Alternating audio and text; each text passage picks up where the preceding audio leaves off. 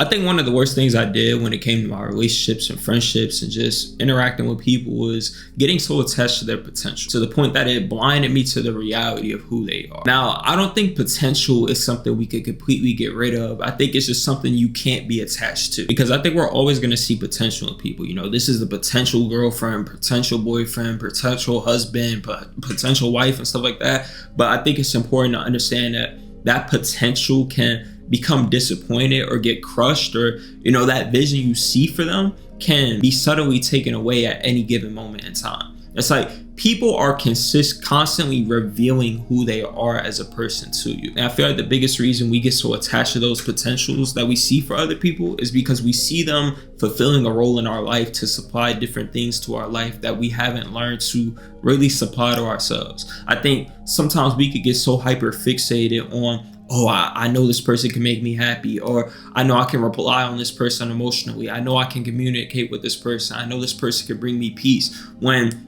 all those things are technically your responsibility. I think that's why it's so hard to sometimes let people go, because sometimes, you know, we've been waiting around for people for so long. I know for myself and my first kind of situationship where I found myself so attached to it, it was because, you know, I hadn't had nobody before for real, and I had always wanted people, but it was like people was never really interested. This is like 3-4 years ago when I, you know, hadn't really had experience and stuff. But, you know, I remember when I got that first person that liked me and was, you know, I felt like they was messing with me for real. You know, that was a hard thing to let go of, because I had finally got something that I had wanted for so long, and I didn't want to let it go. And, you know, I was relying on it for peace, for happiness. You know, I just wanted that relationship to work out because I didn't want to be alone again. I didn't want to have to go find somebody else. And so it led me to, you know, seeing the potential in them for who they could be and the role they could play in my life and stuff like that, and the voice they could fulfill, and, you know, the things they could supply to me.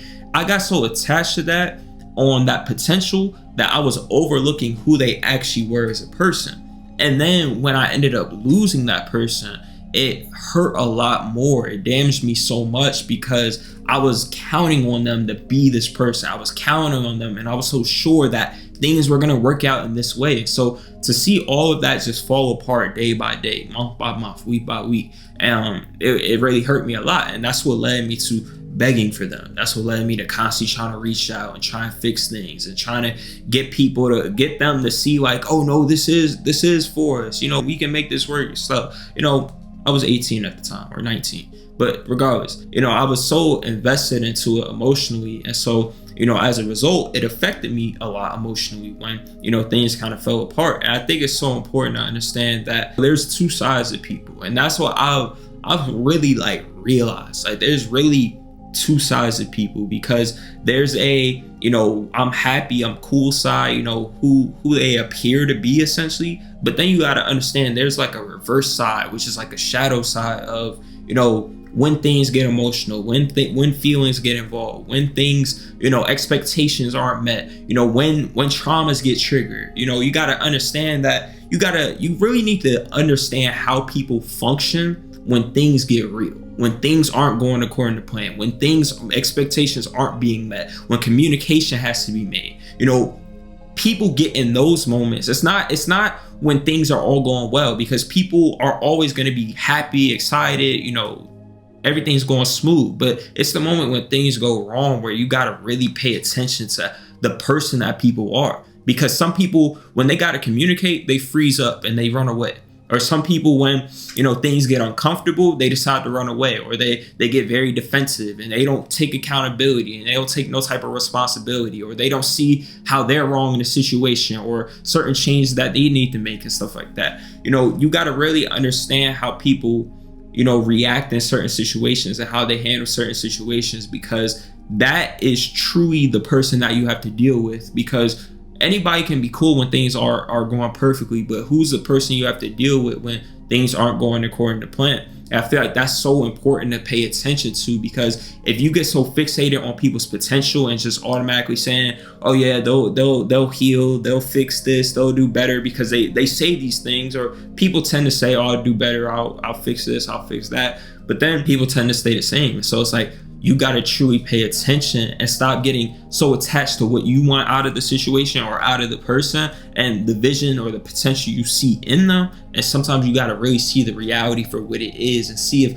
people are even making efforts to change who they are as a person. Because I know for myself, getting so attached to somebody's potential had me at rock bottom. Because again, when they left my life, it made me question who I was as a person, deeply question. I had centered my entire life around satisfying them or becoming the person for them in order to satisfy them and, make them happy and stuff and make them want to stay and stuff. Like I said, I was 19 and it was like the first real decent relationship I had. But, you get what I'm saying. It was hard for me to let go of because I was so attached to the future outcome and what I thought it could turn into that I was overlooking the person for who they were and the fact that I shouldn't even want that type of person because I was a completely different type person back then to where it was like, you shouldn't even want this type of person in your life really because, this isn't somebody that's good to be in a relationship with because they just got different struggles and stuff. I'm not saying I was perfect back then either. I had my own struggles and stuff as well.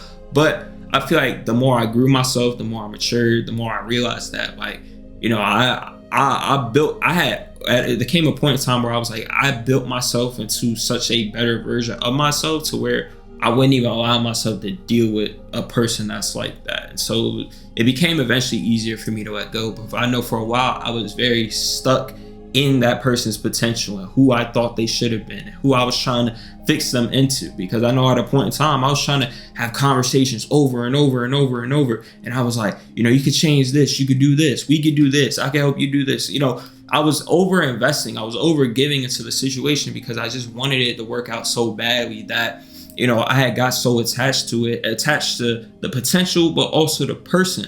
And I feel like when I failed to fix them, which wasn't my responsibility in the first place, I felt like even a failure then because I was like, dang, bro, I feel like I just need one more conversation. I just need to convince them to do this and stuff, when in reality, the situation just wasn't for me. But I'm so glad I went through it because I wouldn't be able to tell the story today and I wouldn't have learned all those valuable lessons that I learned from that situation. So thank God, I'm pretty much grateful for that person and just that whole season of my life pretty much. But I also think it's so important that if you are attached to people or the potential of somebody, to understand why you're even so invested in that potential. Because again, when you're counting on a potential to fulfill something within your own life, that's really your responsibility. I feel like, again, it's so easy to overlook different other aspects in the reality of who people are when it comes to communication and red flags and stuff, or just whether they're a good person for you, because this should also apply to friendships. But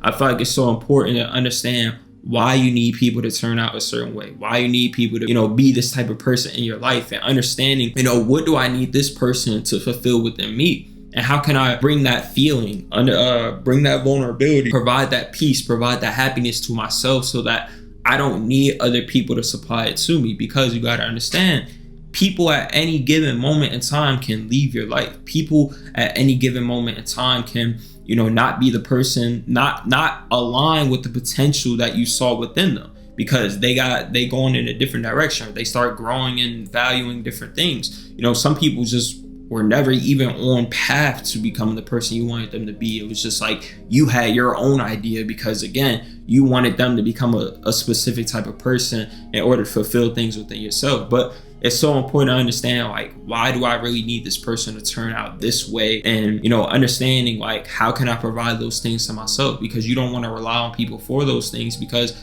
they're not always going to be that person you envision them to be. They're not always going to be able to supply you with happiness or supply you with peace, especially if they end up leaving your life. And even if they do become that supply, again, if they leave your life, now your happiness goes with them. Now your peace goes with them. Now your purpose for life goes with them. And that's why it's so important that you got to, understand, what do I want out of them that I haven't learned to give myself, so that, you know how to give yourself that happiness and that peace, regardless of if they're in or out of your life. Because, man, over the past 2-ish years, year and a half, I really had to stop hanging on to people's potential and who I wanted them to be or who I thought they should be, because I noticed what it was doing to me. It was making me get emotionally invested in the things that I shouldn't have really cared about. And that's why I'm like constantly emphasize just letting people be who they are, because people have disappointed me a lot, or not that they were obligated to satisfy me, but you know, I had my own expectations and they got disappointed, I should say that.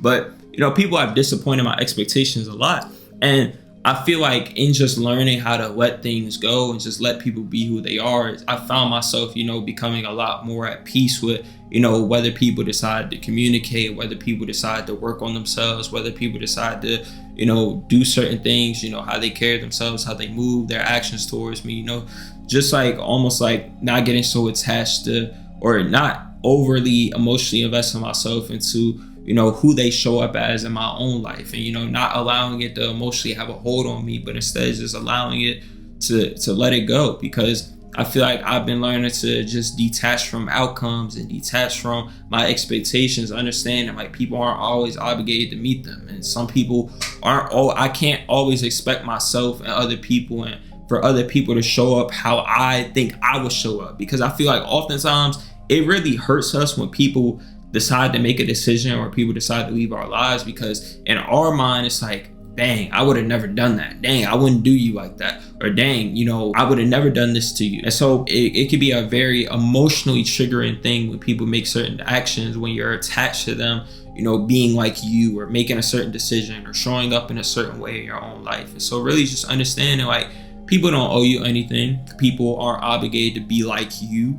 Letting people be who they are, and it's not your job to prove to them or, you know, pressure them into making change and stuff like that. Sometimes we can get caught up in our mind with almost trying to like prove our value to people to make them want to change for us, and we're like, oh, since they didn't change for us, or since they didn't do this, since they didn't do that, I must not have been valuable enough, or I must not have impacted their life enough or mattered to them enough for them to want to make those changes. And it's like, you know, sometimes you just gotta let those things go. Now, I'm just really learning to be at peace with that, just letting people make the decisions in which they make. And if I'm not gonna sit here and act like it don't hurt sometimes, but you know, just learning to manage that pain on my own and understanding like it's not worth what it costs to try and fix people. It's not worth what it costs to try and get people to be like you or communicate sometimes, or you know, try and, you know, get people to see things in which the way you see them, or get them to understand you even sometimes. Like just really learning to be at peace with it and really just kind of let it go, because I promise you that's going to bring you a lot more peace than trying to like force things that may just be time to let go of, or may not just be meant for you in general. You know, I love and appreciate you guys always. Be sure to like, comment, subscribe, turn on post notifications. Catch you guys in the next video. Peace.